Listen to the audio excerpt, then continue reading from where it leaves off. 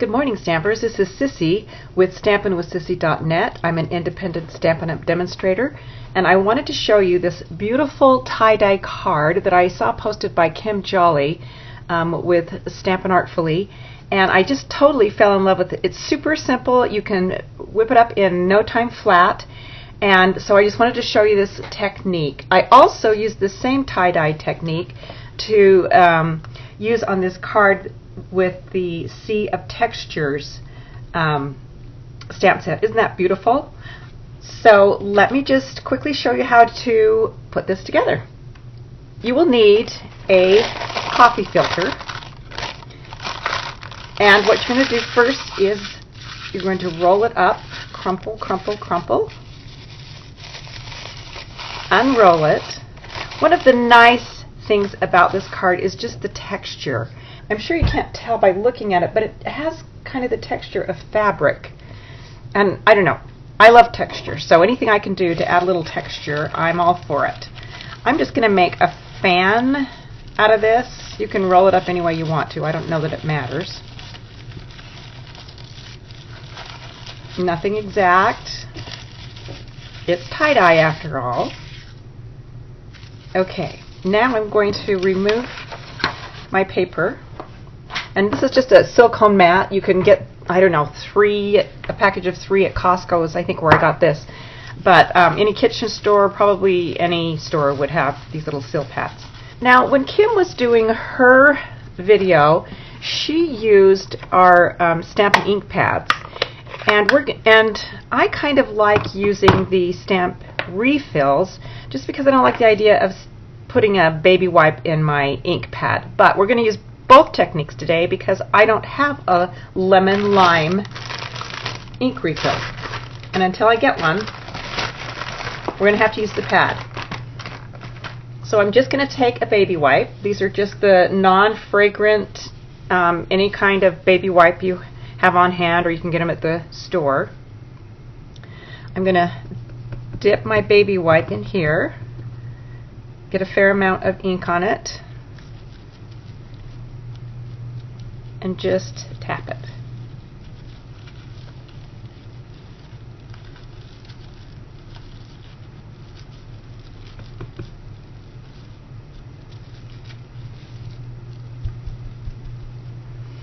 And then I'm going to toss this, grab a clean wipe,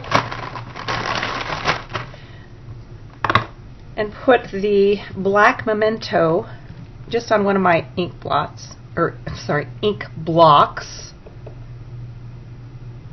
You don't need very much of that. A little bit goes a long way. Dip my baby wipe in here.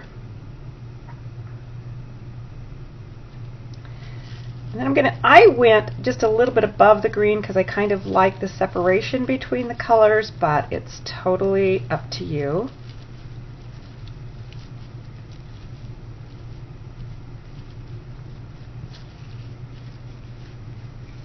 I'm going to toss this very quickly because otherwise my arm will wind up in it. Guess how I know? Okay.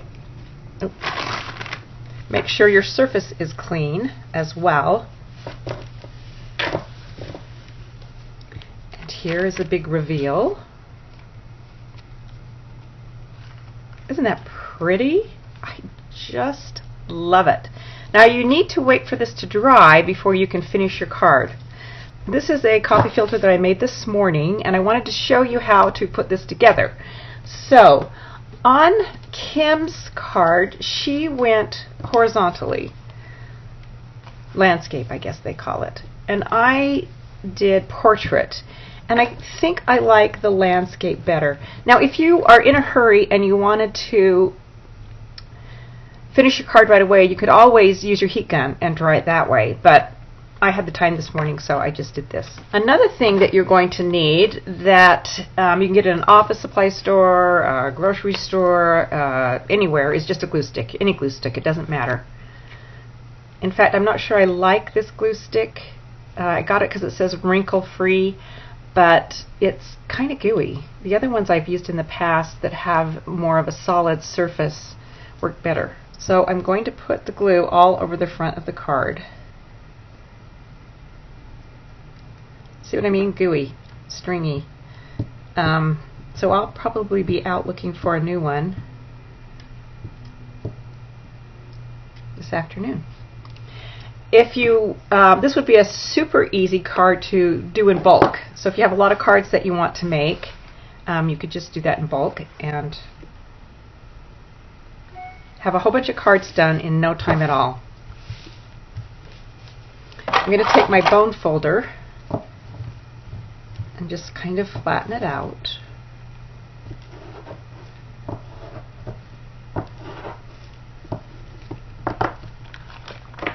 Turn it over, add some more glue. Oh.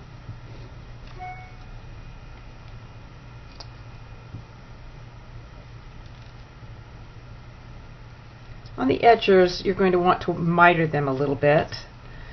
Jane, if you're watching, I thought about you when I was making this card. My friend Jane loves quilting, and she has made a bajillion quilts. I admire her skill and her patience. I could never do that. But when you're sewing, which I don't do, you kind of miter the corners. You kind of tuck them in so that they have a nice sharp corner.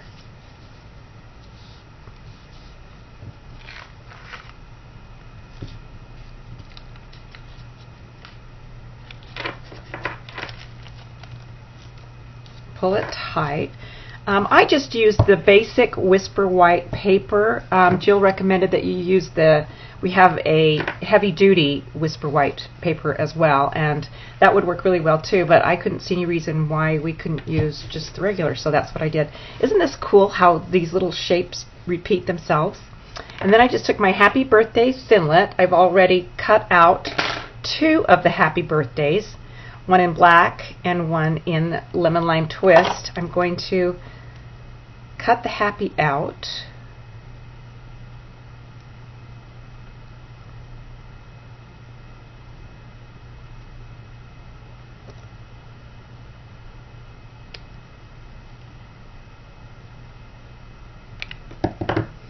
And I really love this Tombow multi-purpose liquid glue when I'm using these delicate things. It took some practice to learn how to just get a little bit out at a time, because I'm a little heavy-handed and would just squeeze glue everywhere, and you can imagine the mess.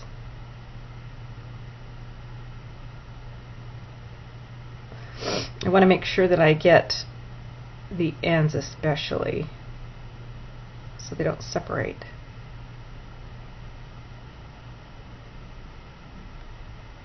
And try not to get it on my hands too much, because otherwise it makes it impossible to work.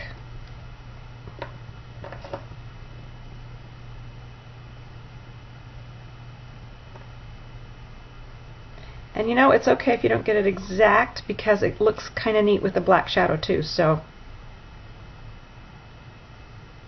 you don't have to get too fussy with it. Now on this one, there's no real dot for the eye. The dot's already there, and I'm going to take it off because I just kind of like gemstones. And I used I'm not sure what color this is in our glitter enamel dots. It's green of some kind. Anyway, it goes well with the Lemon Lime Twist. So I used that, and then these black gems are from our faceted dots.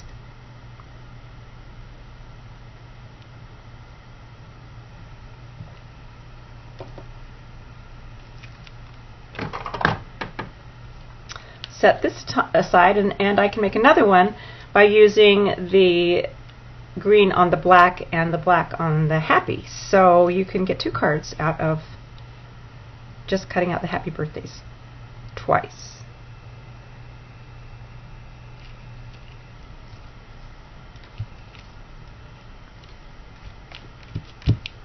Okay, now I'm going to get a little green faceted dot, or I'm sorry, a green glitter dot. Put that there. And my black faceted dots. These are so beautiful. I don't know if you can tell how well they shine. I cut mine up so that it would fit in the little space that I have to store it. Let's see. And this cool tool that I am using, oops, I've already got one that size, has a little spatula. You can undo it, and you've got your little, I call weapon, paper piercer, I guess it's called. And this little sticky part here, I love it. I have had some of these before and they just didn't work. But this one works so well when you're picking up little gemstones and stuff that you want to put on your paper. Look how well that sticks. And then it just easily comes off. Anyway, love this tool. So back to the project here. You can use the little paper piercer to pick up your rhinestones as well. So many choices. All right. I like to put my adhesive on the cardstock that I'm placing the piece on top, if that makes any sense at all. Instead of putting it on this, because somehow it's easier for me to manage. And I need all the help I can get. That corner didn't get mitered very well.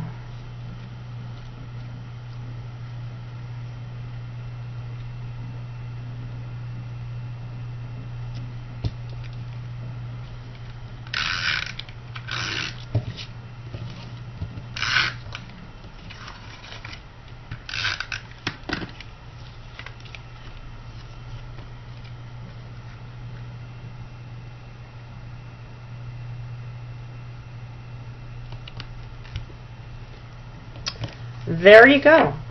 I think on this one, on this card, I used the ink pad to put the black on, and you can see the difference in the two by using the ink refill. So I think I like the ink refill better, but it's totally up to you.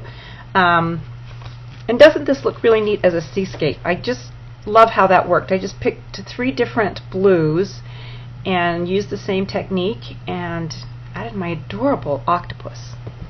This is Sissy with stampinwithsissy.net. I hope you enjoyed this video, and we'll come back and join me again soon. Thanks for watching. Bye.